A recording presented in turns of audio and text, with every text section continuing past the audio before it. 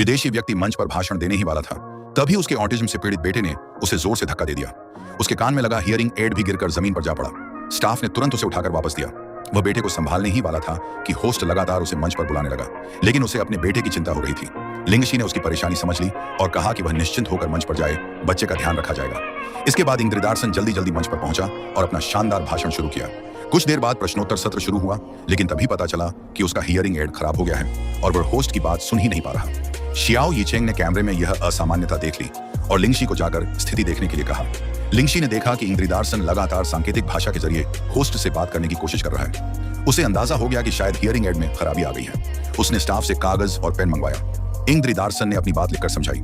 Chain याओ ने पढ़ते ही समझ लिया कि समस्या हियरिंग एड की है। उधर सहायक ने बताया कि नया हियरिंग एड फिट कराने के लिए व्यक्ति का स्वयं उपस्थित होना जरूरी है और इसमें भी काफी समय लगेगा। इतना समय नहीं है। लिंगशी ने बताया कि उसने अनुवादक से बात कर ली है, लेकिन उसके आने में बहुत देर लगेगी। उसने यह भी कहा कि एक वरिष्ठ विशेषज्ञ का सुझाव है कि आवश्यकता पड़ने पर प्रश्नोत्तर सत्र रद्द किया जा सकता है, लेकिन लिंगशी ने इसका कड़ा विरोध किया। उसका कहना था कि आज यहाँ विभिन्न क्षेत्रों के विशेषज्ञ और उद्योगपति मौजूद हैं। वे सभी आपसी संवाद और विचार विमर्श के लिए आए हैं। यदि प्रश्नोत्तर सत्र रद्द किया गया तो इसकी आलोचना होगी। शियाओ यीचेंग भी उसकी बात से सहमत था। सम्मेलन को सुचारू रूप से चलाने के लिए उसने अपनी कंपनी द्वारा हाल ही में विकसित सांकेतिक भाषा अनुवाद प्रणाली का उपयोग करने का निर्णय लिया। सहायक ने उसे सावधानी बरतने की सलाह दी। उसका कहना था कि यदि प्रणाली में कोई गलती हुई तो कंपनी की प्रतिष्ठा को भारी नुकसान हो सकता है। शियाओ यीचेंग ने जवाब दिया, उन्हें मुझ पर भरोसा करना सीखना होगा, जल्दी करो। जब उसने स्पष्ट आदेश दे दिया तो सहायक ने मशीन लाकर इंद्रिदार्सन के सामने रख दी। प्रश्नोत्तर सत्र फिर से शुरू हो गया। दर्शकों ने उत्साह से हाथ उठाने शुरू किए। एक व्यक्ति ने पूछा कि इंद्रिदार्सन इस सम्मेलन में भाग लेने के लिए क्यों आए हैं। सांकेतिक भाषा अनुवाद प्रणाली ने प्रश्न को सफलतापूर्वक अनुवाद कर दिया। इंद्रिदार्सन ने भी सहजता से उत्तर दिया। यह देखकर शियाओ यीचेंग ने राहत की सांस ली और लिंगशी भी प्रभावित हुए बिना नहीं रह सकी। शियाओ यीचेंग, इस बार तुम जीत गए। शियाओ यीचेंग कुछ कहने ही वाला था कि तभी इंद्रिदार्सन का बेटा बेचैन होने लगा। वह तुरंत उसे शांत कराने पहुंचा। लिंगशी ने सभी लोगों से वहां से जाने का अनुरोध किया। फिर वह एक कुर्सी लेकर बच्चे के पास बैठ गई। उसने बच्चे की कलाई पर बंधी कार्टून घड़ी देखी और अनुमान लगाया कि उसे द लिटिल प्रिंस कहानी पसंद होगी। उसने अनुवाद मशीन के जरिए पूछा, क्या तुम्हें लिटिल प्रिंस पसंद है? बच्चे ने एक नजर उसकी ओर देखा और फिर सिर झुका लिया। शियाओ यीचेंग ने तुरंत अपने फोन में लिटिल प्रिंस की कहानी चलाकर अनुवाद मशीन के माध्यम से बच्चे तक पहुंचाने की कोशिश की। उधर अपना कार्यक्रम समाप्त कर चुके इंद्रिदार्सन ने जब देखा कि उसका ऑटिज्म से पीड़ित बेटा किसी दूसरे व्यक्ति से सहजता से संवाद कर रहा है तो वह बेहद भावुक हो गया। उसने कहा कि चीनी भाषा वास्तव में बहुत सुंदर है, शायद इसी कारण उसका बेटा इतने ध्यान से सुन रहा है। उसने यह भी कहा कि अपने देश लौटने के बाद वह बेटे को यह भाषा सीखने के लिए प्रोत्साहित करेगा।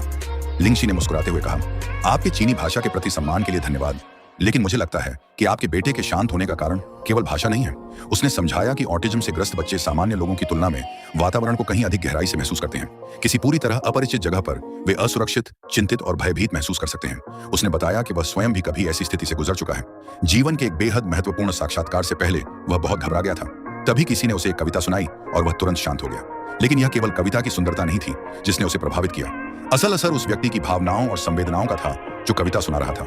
इंद्रिदार्सन ने उसकी बात से सहमति जताई। मदद के लिए धन्यवाद देने के बाद वह अपने बेटे को लेकर वहां से चला गया। बाद में लिंगशी चुपचाप सम्मेलन हॉल के एक कोने में चली गई। शियाओ यीचेंग भी उसके पास आ पहुंचा। उसने स्वीकार किया कि अब वह उसकी बात समझ चुका है। कृत्रिम बुद्धिमत्ता चाहे कितनी भी शक्तिशाली क्यों न हो जाए, वह इंसानों की पूरी तरह जगह नहीं ले सकती।